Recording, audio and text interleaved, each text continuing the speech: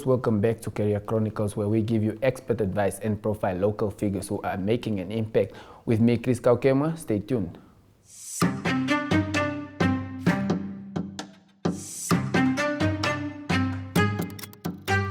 Welcome back, viewers. Today in Expert Advice, I'm joined by Penomwene Nekwaya. She is the founder of Havana Charity Work Foundation, and she'll be sharing with us her inspiring journey. So, Penomwene, welcome. Thank you so much. I just want you to tell us about yourself. Who is Penomwene and who is the face behind this work? Thank you so much for the opportunity. Well, like you said, my name is Penomwene Nekwaya, and I am the founder and one of the volunteers of the Havana Charity Work Foundation. I'm a media analyst by professional and a healthcare management as well, and also I have some qualification in finance. Now, looking at this inspiring story, talk to us about what led you to actually do this charity work, and why did you choose Havana? Well, the reason why I started doing charity work, I think it's just within in me. Naturally, I'm somebody who likes giving back to the community. Growing up, I grew up in a small town called Ludrets, and I would always share with the rest of my peers back then. The reason why I chose Havana is because when I moved to Windhoek for study, I moved in Windhoek, Havana, and I was so surprised because Ludrets is not really a place where you can really tell that this person is suffering and all that. So when I came to Windhoek, I was so surprised that there are people who actually go to bed hungry.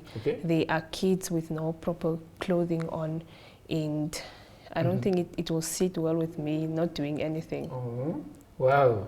Okay, looking at the complexity of this matter, and you catering over 300 children now weekly. Talk to us about how you started.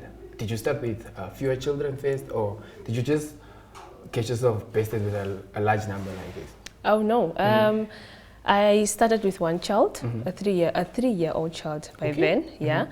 Just one child. So one Saturday, I prepared meal for the child and the friends, because it was not a family child. It was a child that I took in because of some family issues with the mother and also health issues. The mother was hospitalized, and I had to take in the child. So I called the kids from the neighborhood to come play with my child that I just got back then, and they were like 5. I prepared a meal. It was a Saturday. So the next Saturday came, the kids became 10, 15. They became more and more and more. And this is how the Havana Charity Work Foundation started. Okay, looking at the story of this inspiring journey, talk to us about a certain story that you actually felt like it actually touched your heart, and until today you actually live with it, and you could actually put it out there. Yeah, that was 3 years ago. One Saturday, we were busy preparing food for the kids, and there's this child, I can't even say a child, a teenager that came in with also the other kids that usually come. And it caught my attention because by the look of how she was looking health-wise, it was not proper. And I had a conversation with her, and I asked her, how old are you? No, I'm 17. She looked like a 9-year-old child. And I asked, what's happening? Where's your family? And she told me her story, that even right now, yesterday, I was in the ICU. And I was like, but you're not yet in the hospital. No, I don't want to be. So it's like a long story. So I decided to get hold of her family members just to hear the side of the story as well. And I was so touched by the way she looked. So I took her in. Yes, I took her in without even asking permission from my parents, because anyways, the foundation, my mom lives at the foundation, and I used to live there by then. So yeah, I took in this 17-year-old female, and yet still, when she was still with me, I still had to take her to the hospital up and down here and there, still go back in the ICU. So she was suffering from malnutrition and diabetic, it was the worst. I don't even know how to explain it, but it was really worse. And I managed to get help for her, managed to get shelter for her. I stayed with her for like 2 years.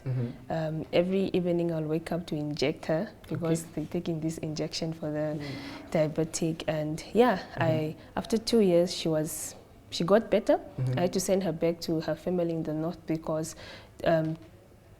going to school here is a distance. I couldn't afford transportation, but I should say that today she's a healthy girl. Wow. She still does call me and thank me. I think she's 22 years old Thanks now. to you.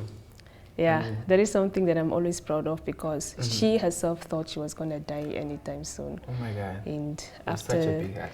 after these 3 years, she's a healthy and a big, beautiful woman. Wow, wow, wow. Looking at how complex it can get, and actually, one could actually need operations that are actually running every day, the funds. How do you sustain this? I mean, do you have sponsors? How do you sustain the funds of over a large number of 300 children? I don't really have a permanent sponsor, but I do get people, individual corporate companies who come in here and there. But people that the foundation rely on sponsorship, right? So I should thank my volunteers, friends, because if we run out of food or donations, and then we put money together as volunteers to feed these kids. Now, looking at this, was there actually a day, now looking at the challenges actually that also coming, maybe there was a day you felt like, no, I'm not doing this anymore, this is becoming hard for me. Talk to us about those moments, the challenges actually you encounter when you are dealing with this. Definitely, it's not easy to run a charity, especially catering for more than 300 kids. Sponsorship is not always there, and we always don't have money, but kids won't understand that. Kids know that this is a place where I come eat, so obviously there need to be funds to buy food. So yes, there was a time that I almost like, we actually had food because where the foundation is located, there's no electricity. The thing that we couldn't find was firewood. I had money for firewood, but I couldn't find firewood anywhere. So unfortunately, I bought bread, give the kids dry bread because I couldn't prepare anything. The gas was finished because we also operate on gas. Yeah. That was the story. Talking about all of this, you mentioned that you still do something else apart from this, like you mentioned something about media. Talk to us about where you find the time. I mean, how do you balance this work and also taking time to give out to the charity? Trust me, it's difficult. It is difficult. There are times that I just like, should I give up my job? Because obviously I can't give up the charity. This whole foundation is a forever thing. Wow. Still today, I still do wake up like, do they really need me at work? Yeah, so it's not easy. So my weekdays are for my professional work, and then my weekends are for charity. So Saturdays I'm doing charity the whole day, and then Sunday I do the administrative work in the charity foundation.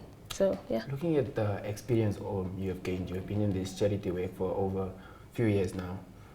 Talk to us about the advice you'll actually give to someone who wants to maybe look out to a charity work and find something like you did. Well, you need to be patient. You need to be full of love and hope, faith. Because like I said, it's not easy to run a foundation. There will come a time whereby you will have to deal with a child that is going through traumatized things and all that. So it's really not easy, but if you have that hope and faith and love for kids and the support, you know what, the support is the most thing that people need when you are running a foundation. Okay. You talked about sponsors and corporate companies that come in. Is there actually a sponsor or sponsors you would like to thank, and maybe sponsors you would like to call in, or a message you want to give out there to your sponsors? I have a lot. Countrywide, I have a lot, trust me. International, let me start internationally. I would love to thank Food Step for Africa for constructing a soup kitchen for us this beginning of the year. And also, the names, Trend Trend Tire, Namibia, F&B, Old Mutual, Mr. Tim Ekanjo himself. Oh my God, I have so many companies that I would love to mention, but right now, I would say thank you. yeah, no, I would love to say thank you so much for holding hands with the Havana Charity Foundation and for believing in us to make Namibia and the world at large a better place. Wow, thank you so much, Penamwene. We hope to see you again with another testament, powerful one for your story. Well, there you have it, ladies and gentlemen. That was Penamwene. She is the founder of Havana Charity Work. We hope to see you again, obviously. Stay tuned.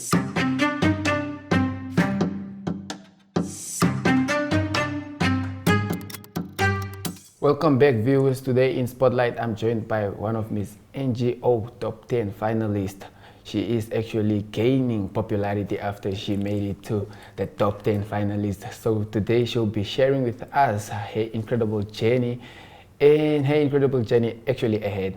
So welcome, Charlotte Damani. Thank you so much. First and foremost, congratulations. Thank you again. My first question is, wouldn't you love to thank and tell us who are the people who actually you feel like they got you to this level? There's so many people that are instrumental to where I am now. I'd first and foremost like to start off with the people that believed in me even before I joined Miss NGO. That would be my pageant manager, Sylvia Pinias. I'd also like to thank Miss Lindy Doe Mashindange. She is the lady behind most of my makeup, my hair, my looks. She's always backstage running back and forth. My family, my friends, honestly, and everyone who is supportive of me, who likes, shares, comments, mentions, everyone just, even those that are behind the scenes that are just supporting me, honestly, I owe them this much. Okay. I know these competitions are always filled with nerves. And sometimes, it really gets out there. Talk to us about how it felt. What did it mean to you when you actually found out you are in the top 10? Oh my goodness. Throughout the journey of being a semi-finalist, we were a group of 18 girls at the beginning, but 2 had to unfortunately leave us due to different circumstances.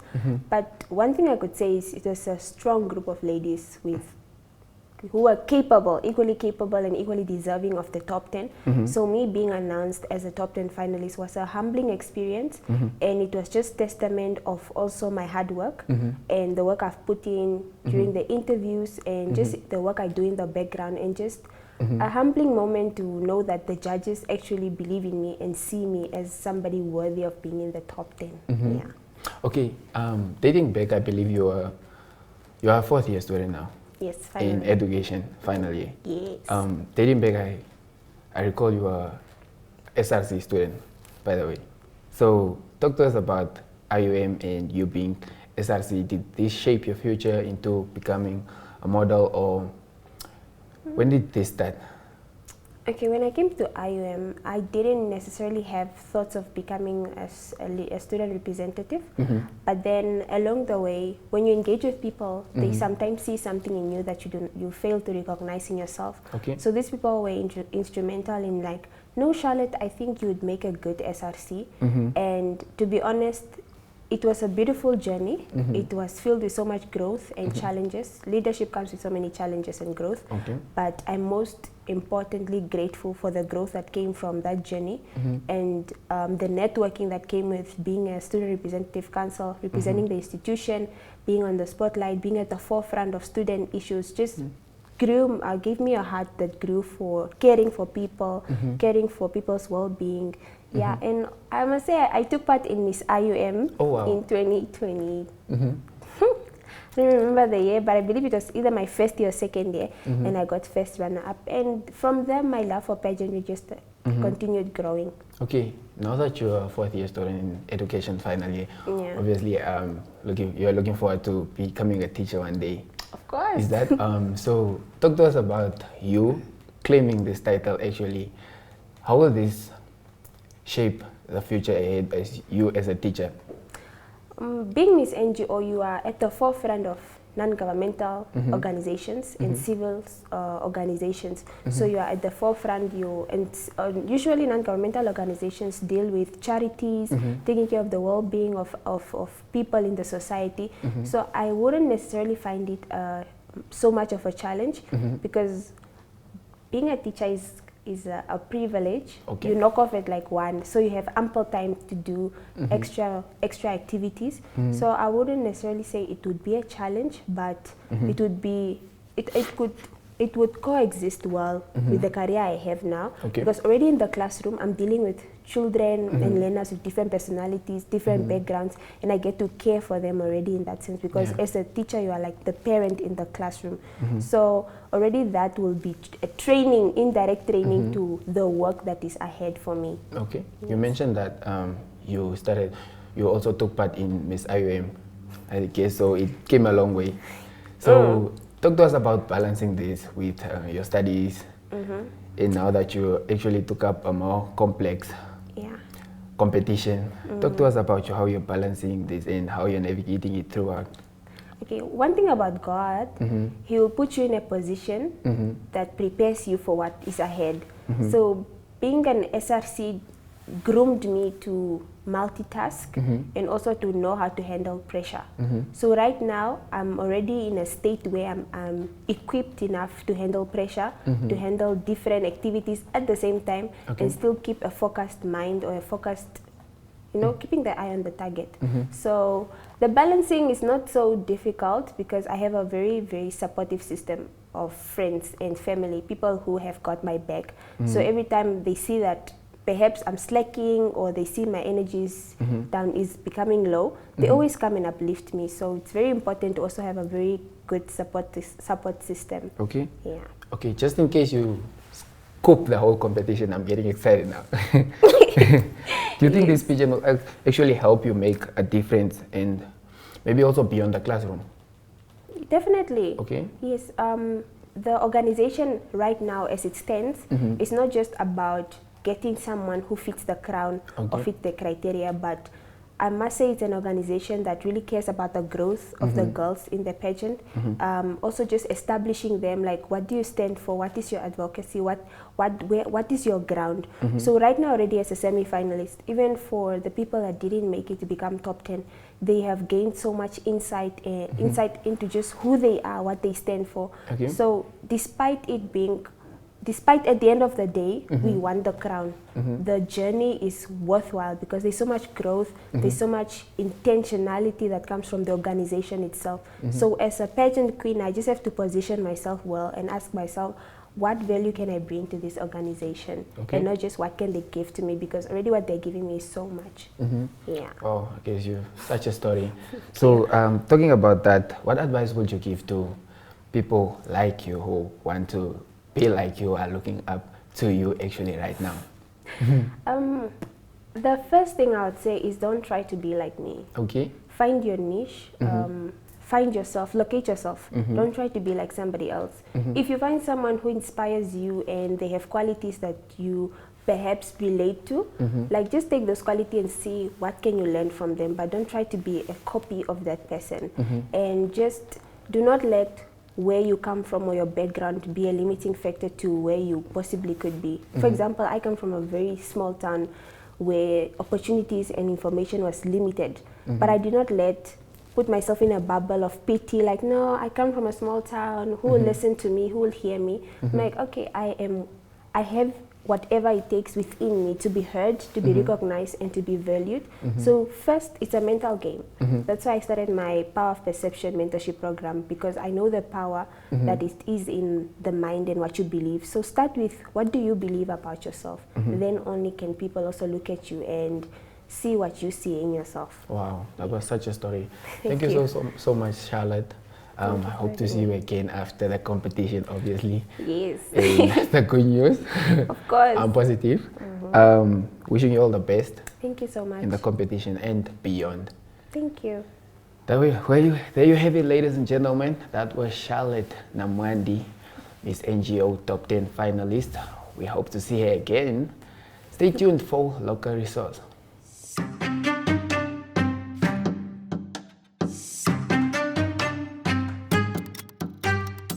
I am Otilia Shikesho. I'm a small business owner based in Oshakati. I do a lot of things. I do nails and lashes. I also do a lot of things from beads, such as bags, necklaces, key holders, headbands, and many more. I started my business when I was still a student. The reason for starting my business is that the first reason I just wanted to meet my mom halfway. As I've mentioned earlier, that I have started my business when I was a student. Even though NASFAF was coming through, it was just not enough to sustain me with my grocery, my rent, and my cab money. And since my father is deceased and my mom was a street vendor, I just decided, let me meet her halfway. I didn't want to depend on her for everything. Since I also have other siblings who needs her help, I just decided, let me do something for myself. Let me just have a little something for myself. The second reason is that my passion for beading. I love beading and I am really good at it. I love playing around with beads and just make beautiful, creative things. Actually, it's a funny story how I started with this business. My sister gifted my mom a Zulu necklace that she got from South Africa. It was so beautiful. I looked at it and in my mind I was like, I'll be able to do it. I don't know where to start or how to start, but somehow my mind was telling me I'll be able to do it without asking anyone how it's done. So I decided to go to town. I bought all the materials that I thought they were necessary. I came home, I tried to make it, and surprisingly, to my first attempt, it came out so beautiful. I was so proud of myself. I showed it to my mom and all my siblings at home, and they all complimented it. So I decided to take a picture of it and upload it on my WhatsApp status. I received a lot of compliment and a lot of people started asking me, do you make them? Can we put in order? How much is it? And then I was like, let me try it. Let me start my business. So I started making them, the Zulu beads. I made the Zulu beads like for about a year. And then I thought, let me expand my business. Let me add something. So that's when I also started doing nails. So during daytime, I'll be attending to clients doing their nails. And during nighttime, I will attend to my business. As I have mentioned earlier, I started this business when I was a student. It was not easy managing between my business and also making sure that I attend to my academic responsibility. To ensure that I finish all my clients' order on time, I created a strict schedule whereby I dedicated some hours of the day strictly just for my business. This helped me to stay organized and ensure that neither my business or my school suffered. It also taught me about multitasking.